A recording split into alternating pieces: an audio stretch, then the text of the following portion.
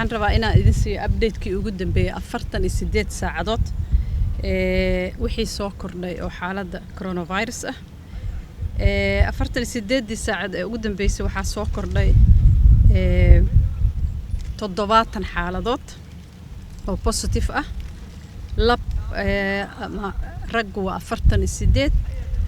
dumarna waa 22 xaaladaha soo kordhay 67 kamid ah waxay joogaan gobolka Banaadir saddexna waxay joogaan Somaliland dadka laga helay da'dooda waxay kala tahay sidan soo socoto ka yar 20 sano boqolkiiba waa 3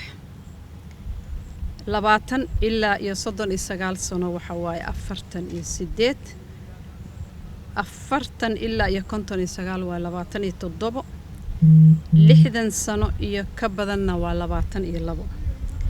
tirada guud ee dadka laga helay Soomaaliya oo dhan waxay isku noqonaysaa 671 dhimashada waa 3 qofood saddexda qofood qof waxay ku kala geeriyoodeen Banaadir Puntland iyo Somaliland tirada guud ee dhimashada waxay noqonaysaa 31 Ilaahay u naxariisto waxa ka bogsaday 3 qofood tirada guud ee dadka bogsaday waxay noqonaysaa 34 sidaan mar walba ku celinno wacyigelinta takhaatiirta culumada bulshada kala jaadka in la xakameeyo cudurka waa muhiim inaan ka taxadarno oo aan ka hortagno aad iyo aad muhiim u tahay saad arkaysaan bulshadii ku siifida maalin walba waxaa soo baxaya nambaro cusub oo tiradooda ay kor u sii kacayso insha Allah inaan dadaalno mowqifka dawladda uga aadan cudurkan coronavirus waa inaan ku dadaalno in aan qofna ku waayin oo soo nooga dhimanin cudurka dawladda dadaalkeeda waa badan yahay habeen maalin waxay u taagan tahay qaybaheeda kala duwan ma aragtay in laga warbixin laga helo xaaladaha soo kordha qalab sidii looga heli lahaa isbitaallo cusub oo dadka loogu gurmado sidii la heli lahaa dabcan dadka la baarayo tiradooda markii la fiiriyo waa yarihiin waa la soconaa magaalada in calaamado badan dad leh ay u dhinteen la sheego midna waa xaqiijin shaybaar lagu xaqiijiyay qofka inuu u dhintay cudur ama isbitaalka ku jiro ama isagoo dhintay hal la keen isbitaalka Martiini hal laga qaado swab results hal la xaqiijiyo laakiin bulshada inuu ku faafay oo dad badan oo geeriyooday lagu tuhmaayo inuu cudurka u geeriyooday way jiraan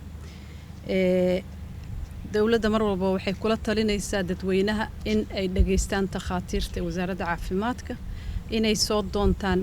adeega caafimaadka oo ay soo wacdaan nambarada loogu talagalay qofkii iska shakiyo calaamadaha isku arkay waa la talinayaa dawladda waxay aad ugu dadaalaysaa inay kor u qaado awoodeeda baarid ee cudurkan qof walba iskaga shakiya oo calaamadihii leh waxaa lagu waaninayaa inuu taleefanada soo wacdo oo takhaatiirta uu dhageysto markaasna laga qaado baaritaan la xaqiijiyo xaalkiisa tirada aan sheegayna dadka guud ahaan laga helay ma aha dad intoodaba isbitaal Martiini ku wada jira ama gobolada isbitaallo ugu jira qofka markuu positive yahay waxa laga yaabaa inuusan calaamado lahayn waxa laga yaabaa in xanuun yar yar oo aan yaani qandha iyo waxyaalo badan oo guriga lagu maareyn karo inay jiraan waxa lagu la taliyaa qofka inuu gurigiisa joogo laakiin iska dhowro bulshada gurigiisa dadka iyo inuu iska dhowro soo asagana yaani u xakameysnaado dadkii uu jecel yahay dariska iyo saaxiibada iyo qaraabadina uusan contact ula sameyn falgal si uusan cudurka u fidin laakiin waxa lagu la taliyaa xaaladiisa haday iska bedesho inuu soo wacdo adeega uu isbitaal Martiini yimaado ama gobolada meel allaala meeshii lagu daaweynayo taas micnaheedu waa muhiim dadka in la baaridda in kor loo qaado waxa la bilaabay gobolka Banaadir in si random ah oo talanteel ah loo raadiyo oo saambalo loogu qaado ayadana waa idin la socodsiin doonaa heerka uu bulshada fiditaanka gaaray laakiin waxa muhiim ah mar walba in aan xaqiijino dadka u dhinta cudurkan oo qof walba la baaro siyaasadeennana waa inaan ka hortagno in qofna noogu dhimanin intii dhimatay Allah u naxariisto inta xanuunka uu haayo Ilaahay ha ka qaado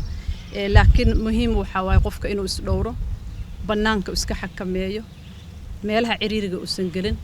magaalada waxaa laga bilaabay in la qaybiyo geedaha afka lagu xirto mask qof walba markuu bannaanka u baxaayo uu afka xirto siduu isu dhowro baabuurta gaadiidka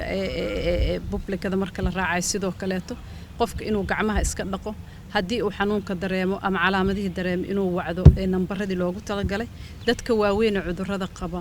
in laga ilaaliyo xanaano goonina siiyo ilaahay hana garab galo waa dadaalaynaa. Wassalaamu calaykum.